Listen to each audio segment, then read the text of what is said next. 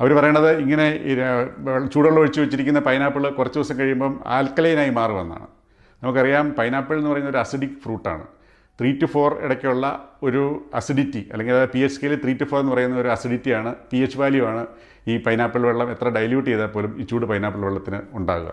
ബ്രോമൈലിൻ എന്ന ഒരു രാസപദാർത്ഥമല്ല, ഒരു എൻസൈം, പ്രോട്ടിയേസ് എന്ന് പറഞ്ഞൊരു എൻസൈമാണ്. അതായത് നമ്മുടെ മാംസത്തെ വിഘടിപ്പിക്കുന്ന ഒരു എൻസൈമാണ്. അപ്പോൾ നമുക്ക് പാൻക്രിയാറ്റിക് ജ്യൂസ് ഇല്ലെങ്കിൽ ഇത് നമുക്ക് കുറച്ച് ഉപകാരം വരും. ആൻറ്റിബയോട്ടിക് കഴിക്കുന്നവർ അല്ലെങ്കിൽ ബ്ലഡ് തിന്നർ കഴിക്കുന്നവർ എന്നിവർ അധികം പൈനാപ്പിൾ ഉപയോഗിക്കുക. കാരണം ഈ ബ്രോമൈലിൻ ഇതിൻ്റെ രണ്ടിൻ്റെയും ഡോസിന് വ്യത്യാസം വരും.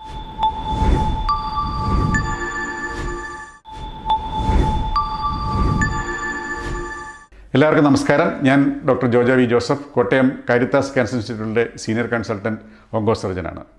ദയവായി ചൂട് പൈനാപ്പിൾ വെള്ളം പ്രചരിപ്പിക്കുക എന്ന ഹെഡ്ലൈനോടുകൂടി ഇറങ്ങിയിരിക്കുന്ന, ഇപ്പോൾ വൈറലായിക്കൊണ്ടിരിക്കുന്ന ഒരു സോഷ്യൽ മീഡിയ മെസ്സേജിൻ്റെ യാഥാർത്ഥ്യം എന്ത് എന്ന് പറയാനാണ് ഞാൻ ഈ വീഡിയോയിൽ കൂടി ശ്രമിക്കുന്നത്.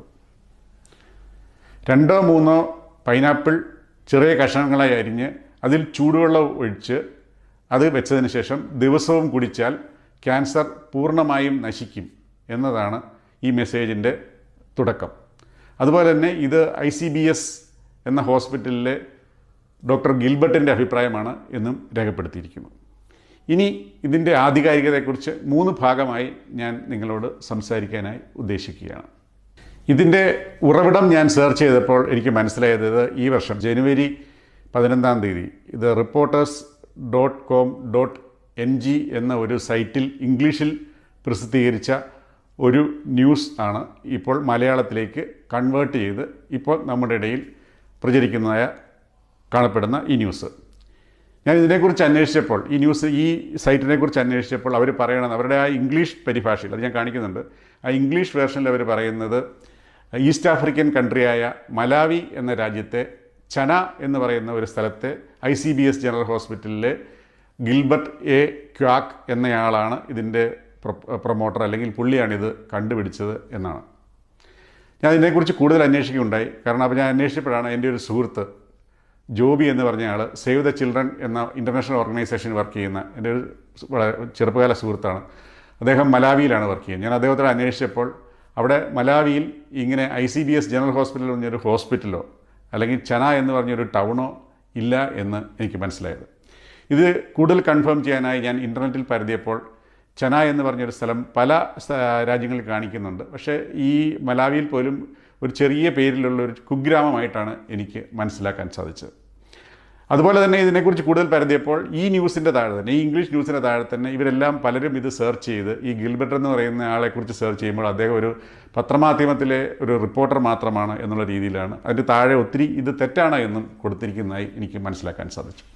അപ്പോൾ നമുക്ക് മനസ്സിലാക്കാം ഇതിൻ്റെ ഉറവിടം തന്നെ ഫേക്കാണ്. ഇതൊരു ഇംഗ്ലീഷ് ന്യൂസ് വന്ന് ആരോ മലയാളത്തിലെ ഹെൽത്ത് ഇൻഡസ്ട്രിയിൽ അല്ലെങ്കിൽ ഹെൽത്തിനോട് കൂടുതൽ താല്പര്യമുള്ള സത്യമാണെന്ന് വിചാരിച്ച് അതിൽ മലയാളത്തിൽ പരിഭാഷപ്പെടുത്തി മലയാളത്തിലേക്ക് ഇട്ടതാണ്. അപ്പം ഇതിൻ്റെ ഒറിജിൻ തന്നെ തെറ്റാണ് എന്ന് മനസ്സിലാക്കുക. ഓക്കെ, ഇനി ഈ മെസ്സേജ് തെറ്റാണെങ്കിൽ ഈ മെസ്സേജ് പറഞ്ഞിരിക്കുന്ന കാര്യങ്ങളിൽ എന്തെങ്കിലും വാസ്തവമുണ്ടോ എന്നും കൂടെ ഞാൻ പറയണ്ടേ. അവർ പറയണത് ഇങ്ങനെ ചൂടുവെള്ളം ഒഴിച്ച് വെച്ചിരിക്കുന്ന പൈനാപ്പിൾ കുറച്ച് ദിവസം കഴിയുമ്പം ആൽക്കലൈനായി മാറുമെന്നാണ്. നമുക്കറിയാം പൈനാപ്പിൾ എന്ന് പറയുന്ന ഒരു അസിഡിക് ഫ്രൂട്ടാണ്. 3 to 4 ഇടയ്ക്കുള്ള ഒരു അസിഡിറ്റി, അല്ലെങ്കിൽ pH സ്കെയിൽ 3 to 4 എന്ന് പറയുന്ന ഒരു അസിഡിറ്റിയാണ്, pH വാല്യൂ ആണ് ഈ പൈനാപ്പിൾ വെള്ളം എത്ര ഡൈല്യൂട്ട് ചെയ്താൽ പോലും ഈ ചൂട് പൈനാപ്പിൾ വെള്ളത്തിന് ഉണ്ടാകുക. അതുകൊണ്ട് ഇത് ഒരിക്കലും ആൽക്കലൈൻ ആകുന്നില്ല എന്നുള്ളതാണ് യാഥാർത്ഥ്യം. അത് തന്നെ ഇതിൻ്റെ തെറ്റാണ്. ഇനി രണ്ടാമത്തെ കാര്യം, ഇനി ഈ ആൽക്കലൈൻ ആയിട്ടുള്ള വെള്ളം കുടിച്ചാൽ നമുക്ക് എന്തെങ്കിലും പ്രയോജനമുണ്ടോ? നേച്ചർ മാഗസിനിൽ കുറച്ച് നാൾ മുമ്പ് ഒരു ന്യൂസ് വന്നു, ഈ ക്യാൻസർ സെൽസ് എല്ലാം അസിഡിക്കാണെന്ന്. അതേ തുടർന്ന് ആൾക്കാർ ഇറങ്ങി ആൽക്കലൈൻ ഫുഡ് കഴിക്കൂ, ആൽക്കലൈൻ വാട്ടർ കഴിക്കൂ, അല്ലെങ്കിൽ ആൽക്കലൈൻ ഫ്രൂട്ട്സ് കഴിക്കൂ എന്ന് പറഞ്ഞ് ഭയങ്കര വ്യാപകമായ പ്രചാരം നടത്തി. നമ്മുടെ കായിക താരങ്ങൾ, സിനിമാ നടിമാർ തുടങ്ങിയവരൊക്കെ ഇത് പ്രൊമോട്ട് ചെയ്തു. ഞാൻ ആൽക്കലൈൻ ഡയറ്റാണ് കഴിക്കുന്നത്, ക്യാൻസർ വരാതിരിക്കാൻ അല്ലെങ്കിൽ ആരോഗ്യം വർദ്ധിപ്പിക്കാതിരിക്കുന്നത്. അപ്പോൾ പക്ഷേ അത് ശരിക്കും തെറ്റായ ഒരു ധാരണയാണ്. എന്താണ് നമ്മുടെ ശരീരത്തിൻ്റെ അസിഡിറ്റി അല്ലെ ആൽക്കലൈനിറ്റി, അതായത് ക്ഷാരാംശമോ അസിഡിറ്റിയോ, അതായത് നമ്മുടെ രക്തത്തിൻ്റെ എക്സാമ്പിൾ എടുത്തുള്ളൂ, 7.35 to 7.45 എന്ന വാല്യൂവിൽ നിൽക്കണം. അതിൽ കുറയുകയോ കൂടുകയോ ചെയ്താൽ നമുക്ക് മരണം സംഭവിക്കാം. നമ്മുടെ കിഡ്നിയും ശ്വാസകോശവും പ്രവർത്തനക്ഷമമായിരിക്കുന്നിടത്തോളം കാലം ഒരു രീതിയിലും എന്ത് കഴിച്ചാലും നമ്മുടെ ഈ pH വാല്യൂ, അത് നമ്മുടെ ഈ 7.35 to 7.45 എന്നുള്ളത് ഒരു രീതിയിലും മാറുന്നില്ല. ഇത് നമ്മളെ ഈ സത്യം അറിയാത്ത, ഇതിനെക്കുറിച്ച് ഇതിന് സയൻസ് അറിയാത്ത ആൾക്കാരെ പറ്റിക്കാൻ വേണ്ടി മാത്രമാണ് ഈ ആൽക്കലൈൻ ഡയറ്റ്, അല്ലെങ്കിൽ ആൽക്കലി കഴിച്ചാൽ ക്യാൻസർ മാറും എന്ന് ഈ ആൾക്കാർ പ്രചരിപ്പിക്കുന്നത്. ഇവർക്ക് എന്ത് ബെനിഫിറ്റാണ് ഇതിൽ നിന്ന് കിട്ടുക എന്ന് എനിക്ക് ഇനിയും മനസ്സിലായിട്ടില്ല. ഇനി മൂന്നാമത്തെ ഭാഗം, പൈനാപ്പിളിനെ കുറിച്ച്. ഞാൻ ഈ പൈനാപ്പിൾ വെള്ളത്തെക്കുറിച്ച് പറഞ്ഞപ്പോൾ നിങ്ങൾ വിചാരിച്ചു ഞാനൊരു പൈനാപ്പിളിനെതിരായിട്ടുള്ളൊരു മനുഷ്യനാണ്. ഞാൻ പൈനാപ്പിൾ കഴിക്കുന്ന ആളാണ്. പൈനാപ്പിൾ ജ്യൂസ് എനിക്ക് വളരെ ഇഷ്ടമാണ്. പൈനാപ്പിൾ എന്ന് പറഞ്ഞു കഴിഞ്ഞാൽ നമ്മുടെ ഒരു സൗത്ത് അമേരിക്കൻ, അതായത് കുറച്ചുകൂടി കൃത്യമായി പറഞ്ഞാൽ ബ്രസീലിൻ്റെ ഒറിജിനേറ്റ് ചെയ്ത ഒരു പഴമാണ് ഈ പൈനാപ്പിൾ എന്ന് പറയുന്നത്. കൊളംബസ് അത് യൂറോപ്പിലെത്തിച്ച് അവിടുന്ന് പിന്നെ കറങ്ങിത്തിരിഞ്ഞ് നമ്മുടെ രാജ്യത്തും എത്തിച്ചേരുകയാണ് ഉണ്ടായത്. പൈനാപ്പിളിൽ ധാരാളം ഷുഗർ ഇറങ്ങിയിട്ടുണ്ട്. അപ്പോൾ അതിൻ്റെ ജ്യൂസ് കുടിക്കുകയോ അല്ലെങ്കിൽ അതിൻ്റെ പൈനാപ്പിൾ തിന്നുകയോ ഒക്കെ ചെയ്യുമ്പോൾ നമുക്ക് ക്ഷീണിച്ചിരിക്കുമ്പോൾ പെട്ടെന്നൊരു ഉണർവ് ലഭിക്കും എന്നുള്ളത് വാസ്തവമാണ്.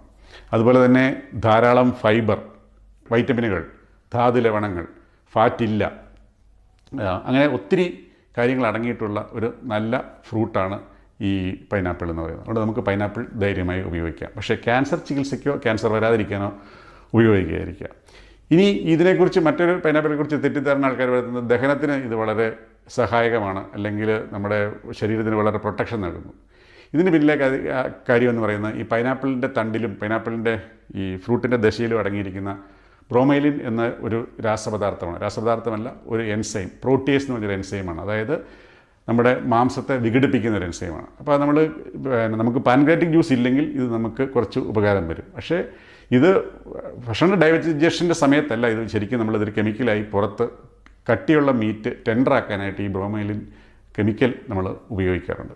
അതുപോലെ തന്നെ ഈ ബ്രോമൈലിന് നമുക്ക് ഒരു ആൻറ്റി ഇൻഫ്ലമേറ്ററി, അത് നീര് കുറയ്ക്കാനുള്ള ഒരു എഫക്റ്റ് ഉണ്ട്. അപ്പോൾ നമുക്ക് വയറിനൊക്കെ ഒരു സൂത്തനിങ് എഫക്റ്റ് കിട്ടും. അപ്പോൾ ഇതൊക്കെയാണ് ആൾക്കാർ സയൻറ്റിഫിക് വശമെങ്കിലും ഇത് ഇങ്ങനെയെല്ലാം വരുന്നതുകൊണ്ട് ക്യാൻസർ വരില്ല, അല്ലെങ്കിൽ ക്യാൻസറിനെ തടയും, അല്ലെങ്കിൽ ഇതൊരു ദഹനത്തിന് വളരെയധികം സഹായിക്കുമെന്നൊക്കെ ആൾക്കാർ പറഞ്ഞു വരുത്താറുണ്ട്.